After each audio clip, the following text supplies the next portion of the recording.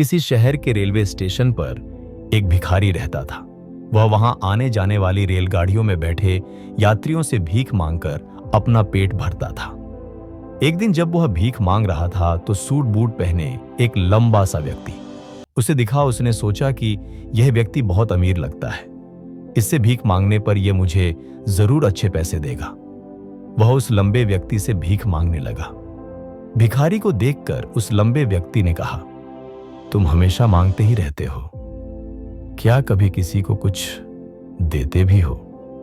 भिखारी बोला, साहब मैं तो भिखारी हूं, हमेशा लोगों से मांगता ही रहता हूं, मेरी इतनी औकात कहां कि किसी को कुछ दे सकूं। लंबा व्यक्ति बोला, जब किसी को कुछ दे नहीं सकते तो तुम्हें मांगने का भी कोई हक नहीं है। मैं एक व्यापारी हूं और लेन देन में ही विश्वास करता हूं। अगर तुम्हारे पास मुझे कुछ देने को हो तभी मैं तुम्हें बदले में कुछ दे सकता हूं। इतना कहने के बाद वह लंबा आदमी ट्रेन में बैठकर चला गया। इधर भिखारी उसकी कही गई बात के बारे में सोचने लगा। उस लंबे व्यक्ति के द्वारा कही गई बात उस भिखारी के दिल में उतर गई। वह सोचने लगा कि शायद मुझे भीख में अधिक पैसा इसीलिए नहीं मिलता क्योंकि मैं उसके बदले में किसी को कुछ दे नहीं पाता। लेकिन मैं तो भिखारी हूं, किसी को कुछ देने लायक भी नहीं हूं। लेकिन कब तक मैं लोगों को बिना कुछ दिए केवल मांगता ही रहूंगा? बहुत सोचने के बाद उस भिखारी ने निर्णय किया कि जो भी व्यक्ति उसे भीख देगा उसके बदले में वह भी उस व्यक्ति को कुछ जरूर देगा। लेकिन अब उसके दिमाग में यह प्रश्न चल रहा था कि वह खुद भिखारी है तो भीख के बदले में वह दूसरों को क्या दे सकता है। इस बात को सोचते हुए 2 दिन हो गए, लेकिन उसे अपने प्रश्न का कोई उत्तर नहीं मिला था। तीसरे दिन जब वह स्टेशन के पास बैठा हुआ था तभी उसकी नजर कुछ फूलों पर पड़ी जो स्टेशन के आसपास के पौधों पर खिल रहे थे। उसने सोचा, क्यों ना मैं लोगों को भीख के बदले कुछ फूल दे दिया करूं। उसको अपना यह विचार अच्छा लगा और उसने वहां से कुछ फूल तोड़ लिए। अब वह ट्रेन में भीख मांगने पहुंचा। अब जब भी कोई उसे भीख देता तो उसके बदले में वह भीख देने वाले को कुछ फूल दे देता। उन फूलों को लोग खुश होकर अपने पास रख लेते थे। अब भिखारी रोज फूल तोड़ता और भीख के बदले में उन फूलों को लोगों में बांट देता था। कुछ ही दिनों में उसने महसूस किया कि अब उसे बहुत अधिक लोग भीख देने लगे हैं। वह स्टेशन के पास के सभी फूलों को तोड़ लाता था। जब तक उसके पास फूल रहते थे तब तक उसे बहुत से लोग भीख देते थे, लेकिन जब फूल बांटते बांटते खत्म हो जाते तो उसे भीख भी नहीं मिलती थी। अब रोज ऐसा ही चलता रहा। एक दिन जब वह भीख मांग रहा था तो उसने देखा कि वही लंबा व्यक्ति ट्रेन में बैठा है, जिसकी वजह से उसे भीख के बदले फूल देने की प्रेरणा मिली थी। वह तुरंत उस व्यक्ति के पास पहुंच गया और भीख मांगते हुए बोला, आज मेरे पास आपको देने के लिए कुछ फूल है, आप मुझे भीख दीजिए तो बदले में मैं आपको कुछ फूल दूंगा। उस लंबे व्यक्ति ने उसे भीख के रूप में कुछ पैसे दे दिए और भिखारी ने कुछ फूल उसे दे दिए। उस लंबे व्यक्ति को बात बहुत पसंद आई।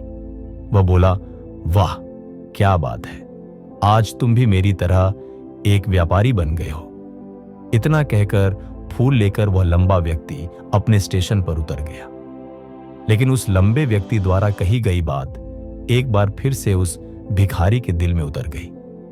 वह बार बार उस लंबे व्यक्ति के द्वारा कही गई बात के बारे में सोचने लगा और बहुत खुश होने लगा।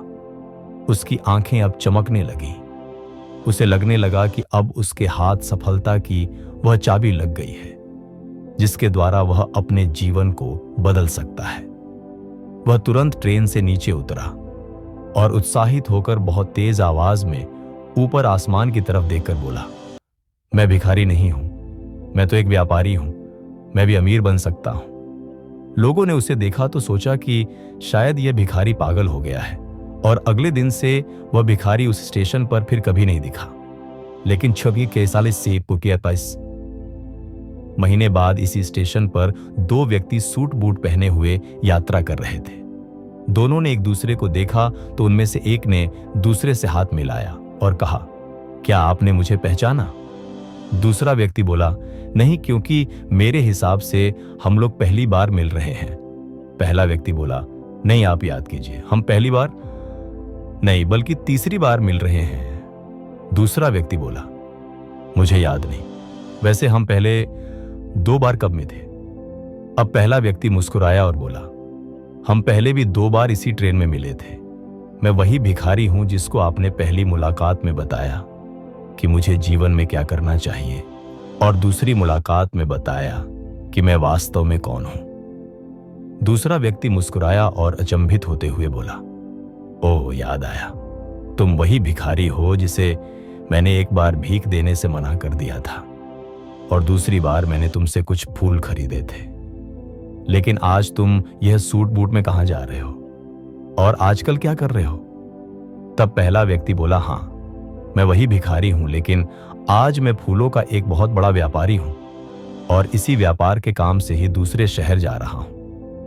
कुछ देर रुकने के बाद वह फिर बोला, आपने मुझे पहली मुलाकात में प्रकृति का वह नियम बताया था जिसके अनुसार हमें तभी कुछ मिलता है जब हम कुछ देते हैं। लेन देन का यह नियम वास्तव में काम करता है। मैंने यह बहुत अच्छी तरह महसूस किया है, लेकिन मैं खुद को हमेशा भिखारी ही समझता रहा। इससे ऊपर उठकर मैंने कभी सोचा ही नहीं। और जब आपसे मेरी दूसरी मुलाकात हुई, तब आपने मुझे बताया कि मैं एक व्यापारी बन चुका हूं। अब मैं समझ चुका था कि मैं वास्तव में एक भिखारी नहीं बल्कि व्यापारी बन चुका हूं। मैंने समझ लिया था कि लोग मुझे इतनी भीख क्यों दे रहे हैं, क्योंकि वह मुझे भीख नहीं दे रहे थे बल्कि उन फूलों का मूल्य चुका रहे थे। सभी लोग मेरे फूल खरीद रहे थे क्योंकि इससे सस्ते फूल उन्हें कहां मिलते। मैं लोगों की नजरों में एक छोटा व्यापारी था,